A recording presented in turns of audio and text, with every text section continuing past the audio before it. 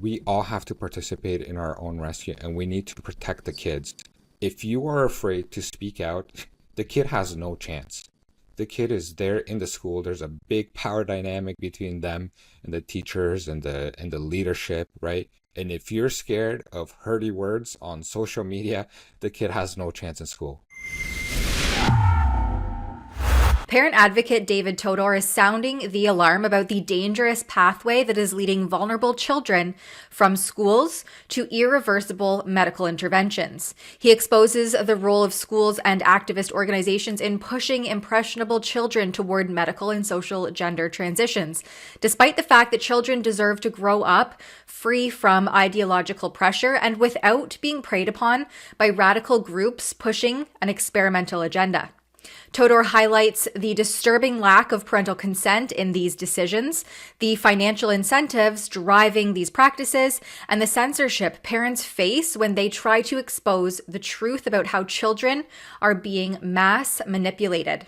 In his article, School to Medical Pathway, Todor focused on the Waterloo District School Board in Ontario, only for it to be removed 3 separate times from Woke Watch Canada's Substack page.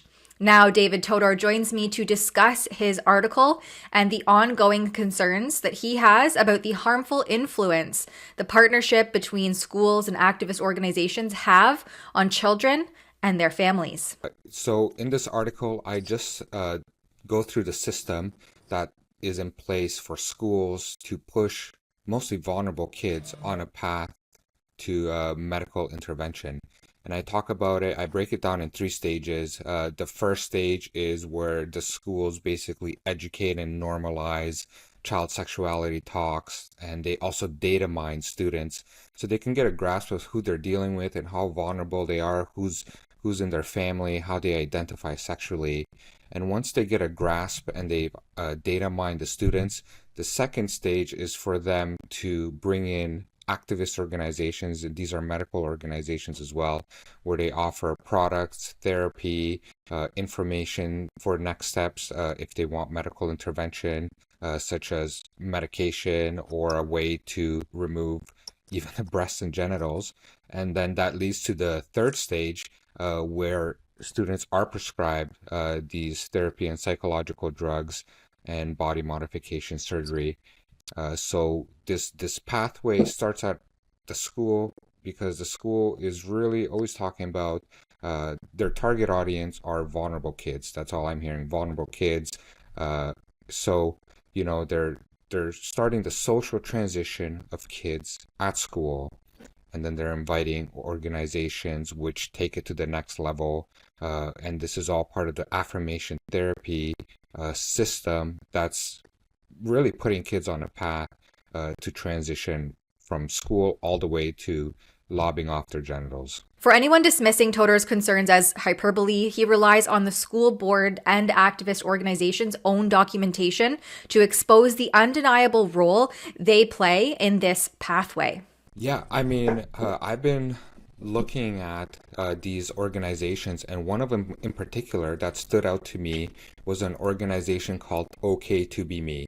Now, there's a lot of organizations that the schools work with, and they all kind of specialize in different things, but they're all targeting kids at the end of the day in different ways. Some of them are more like therapy related. And OK to Be Me had this document about how you can approach doctors to get them to do what you want.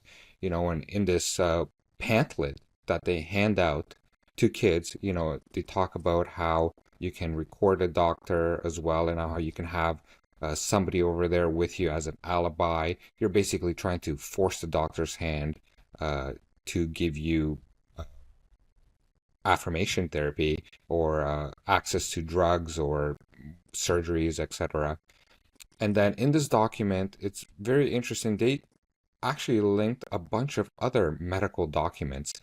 And in these documents, they talk about interesting things. Like one of the documents is called Standards of Care for the Health of Transgender and Gender Diverse People. And they talk about what they do, and they even talk about like these procedures they will affect reproduction as well. And we always hear like, puberty blockers and all these things, it's all reversible, but they're not. And these documents that the kids have access to if they ask for it, and anybody can look at them because they're proud to put these out.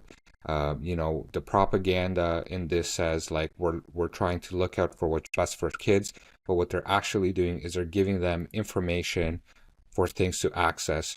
And there's more documents. Um, I'm trying to bring one up over here. Uh, one of the documents is trans-related surgery. It's like a frequently asked questions flyer, and it talks what is required for these kids to receive upper and lower surgery.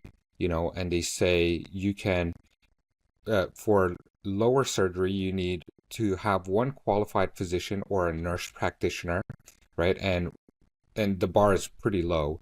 And for lower surgery, which is modifying the genitals, you need to have an assessment from two qualified physicians or a nurse practitioner, a psychologist, registered nurse, social worker with a master's degree. So it's incredibly easy to get a nurse to sign off on these assessments. And then they have a lot of information on like the feminizing hormone therapy or masculizing hormone therapy, the drug dosages, and kind of what they do. I mean, all this stuff is on their end. It's public knowledge, and I encourage people to read it themselves. As it turns out, this is frequently done without parents' knowledge, as school boards have policies specifically designed to keep them in the dark. The schools, they pretty much all have a policy. Like at the Waterloo District School Board, for example, it's a procedure AP 1235. And in that procedure, it tells the staff that if a child is changing gender or they feel as something else, uh, that they shouldn't be disclosing this information to their parent because it might put them in harm's way from the parent. So they're basically driving a wedge between parents and their children. And with all the data mining and with bringing these organizations in, the parents don't know that these organizations are coming in. They're really left out of the loop. And just imagine all the kids that don't have a strong family connection. I'm talking kids in like foster care or kids who maybe don't have both parents or, very vulnerable situations. These kids don't stand a chance against this, and it's cool right now to identify as something either than a boy or a girl. It's cool to be part of the LGBTQ, and it's cool to be non-binary. But these things, the school is looking to affirm these things, and they protect these kids as well. They protect them really from parents. They hide behind these vulnerable kids as well. If there's any criticism, they say, "Oh, you don't like these kids. Why don't you affirm them? Why don't you be more kind?" It's really very insidious. The school hides behind them, and they actually lead these kids down this pathway. So I do believe this is a form of child trafficking because anytime you remove authority, you remove parents in this out of the equation, and you're trying to manipulate the situation, you're basically trafficking kids from school into the hands of these medical organizations. And if the parents find out, by the time they find out, it's probably too late because they've gone down the rabbit hole. The source of this agenda lies in activist organizations often funded by taxpayer dollars under the guise of mental health initiatives. A glaring example is when Ontario's Education Minister Gillian Dunlop allocated $436,000 to EGAL Canada and $100,000 to PFLAG Canada last November, both of which are activist groups pushing this idea that children can be born in the wrong bodies and capitalizing on the promotion of gender identity and sexual orientation of school children. Oh yeah. So I actually have an open case right now with the Ministry of Education where I asked them, so I sent this information to them and I asked them, send me the funding that was given to the schools. And in particular, even with the Waterloo District School Board, how much money did you give for these programs?